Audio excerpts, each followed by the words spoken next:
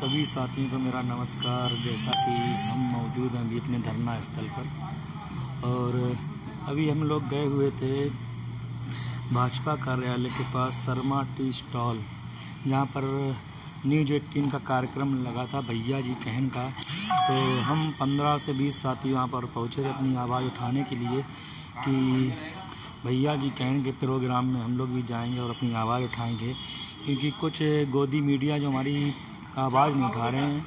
13 तारीख कितना बड़ा संघर्ष हुआ, आंदोलन हुआ, लेकिन न्यूज़ 18 ने हमारी आवाज़ नहीं उठाई, जबकि सभी नेशनल मीडिया हमारी आवाज़ उठाई थी।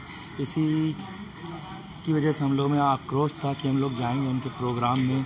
और वैसे ही हुआ, हम लोग पहुँचे। 8-10 मिनट प्रोग्राम चला। इसके बाद मैंने जय श्री राम के साथ मैंने उद्घोष किया और मैंने बोला भी, इस राम राम के घोष में एक हमारा नारा है, अयोध्या हम जाएंगे, राम को अपनी पीड़ा बताएंगे और मुक्ति लेके आएंगे। लेकिन भैया जी कहन बोले कि क्या है आपका मामला। तो उनको हम बताए कि हमारा 69,000 शिक्षक भर्ती वाले हम लोग हैं और 6800 चयनित सूची जो 2 वर्ष पूर्व माननीय मुख्यमंत्री जी ने दी थी, उस पर अभी तक नियुक्ति नहीं मिली है। सिर्फ हम लोगों को गुमराह करके फंसा के रखा गया है। ये कैसा राम राज्य है जिसमें हम लोग न्याय के लिए इधर उधर भटक रहे हैं, दर दर भटक रहे हैं। ऐसी सर्दी में खुले आसमान के नीचे हम लोग संघर्ष कर रहे हैं। देख सकते हैं जी, इको गार्डन का खुला एरिया है और ये खुला आसमान, ये हमारे कुछ साथी वार्ता करते हुए खड़े हुए हैं और ये हमारा भोजन बन रहा है। जो साथी यहाँ पर रुकते हैं उनके लिए प्रतिदिन भोजन की व्यवस्था की जाती है और किस तरह से संघर्षों में हम लोग रह रहे हैं ये आप लोग देख ही सकते हैं। यहीं पर लेटने का काम करते हैं। गेट के उस साइड रोड है, रोड के किनारे भी हमारे साथी वहीं पर लेटते हैं और यहीं पर हम लोग गुजारा कर रहे हैं। एक जो छोटा बच्चा बाहर बैठा हुआ था, भूखा था, तो हमारे कुछ साथी इसको अंदर ले आए और खाना खिला रहे हैं। आखिरकार ये भी एक देश का भविष्य ही है। आज नहीं तो कल ऐसे बच्चे बड़े होकर कुछ ना कुछ अच्छा नाम करते ही हैं और कुछ समस्याएं होती हैं सबके जीवन में। जैसा कि हम लोग भी संघर्ष ही कर रहे हैं अपने घर से दूर गैरों की नगरी में, जहाँ पर ना कोई अपना है ना कोई, और हम लोग यहाँ पर पड़े हुए हैं। इस तानाशाही सरकार से लड़ रहे हैं और लड़ेंगे जब तक इस हक अधिकार की लड़ाई को जीत में तब्दील नहीं कर देते हैं। ये हमारे कुलदीप भाई हैं इटावा की धरती से, रामदयाल भाई हैं चित्रकूट की धरती से, हमारे भोला भाई, संदीप भाई, यशवंत भाई। तो ये संघर्ष के वो योद्धा हैं जो ऐसी कड़ाके की सर्दी में भी घर नहीं जा रहे हैं और यहाँ पर मोहरा डांटे हुए हैं। तो इन लोगों का हौसला देख के मेरे भी अंदर जुनून पैदा हुआ और मैंने भी इस बार प्रण किया कि जब तक कुछ कर नहीं लेते तब तक घर नहीं जाते। और हम मिलाते हैं अपने बड़े भाई वीर भाई से, जो हमारे नवनीत भाई हैं। और वीर भैया लाइव है, फेसबुक पे लाइव है। बहुत नमस्कार सभी साथियों को। और देखिए, ये संघर्ष के दिन है, कट जाएंगे, मुश्किल समय है, बहुत जल्द नया सवेरा आएगा, कुछ लेकर आएगा। हम संघर्ष पे लड़ने वाले लोग हैं, चाहे परिस्थितियाँ कैसी भी रही हो, अच्छी रही हो, बुरी रही हो, हालात कैसे भी रहे हो, लेकिन हम लड़ते हैं, लड़ रहे हैं और आगे भी लड़ते रहेंगे। और सनी भाई की जो मेहनत है बहुत ही काबिल तारीफ़ है।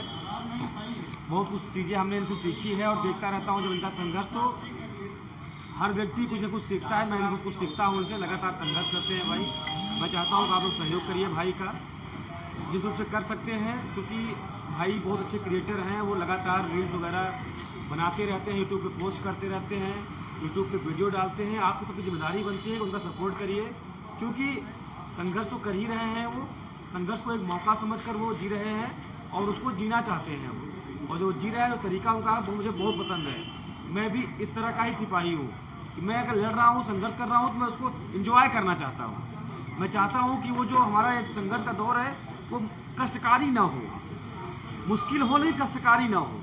संघर्ष के दिन है, कट जाएंगे, लड़ते रहेंगे। और लड़ने वाले लोग या तो गिरते हैं तो खड़े होते हैं, हारते नहीं हैं।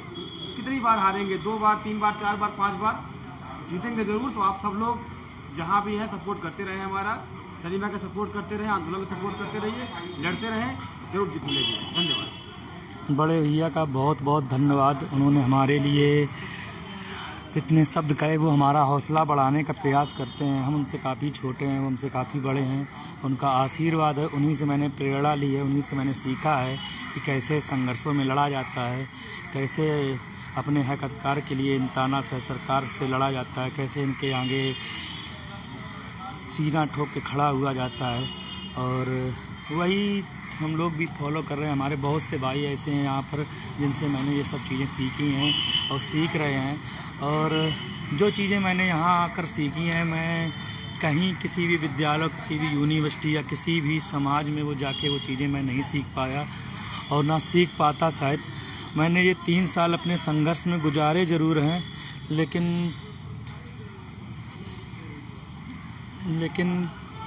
क्या ही कहें, जिन संघर्ष की 3 साल जो बर्बाद हुए हैं, लेकिन उन 3 सालों में मैं जो सीखा हूँ, बहुत कुछ सीखने को मिला है मुझे।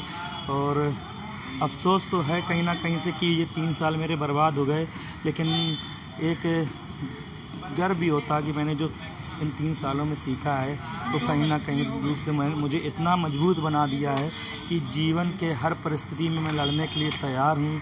चाहे जितना कठिन समय आए, चाहे जितनी कठिन परिस्थितियाँ आएँ, मैं वहाँ खड़ा रहूँगा, डटा रहूँगा, कभी पीछे नहीं हटूँगा और लड़ता रहूँगा।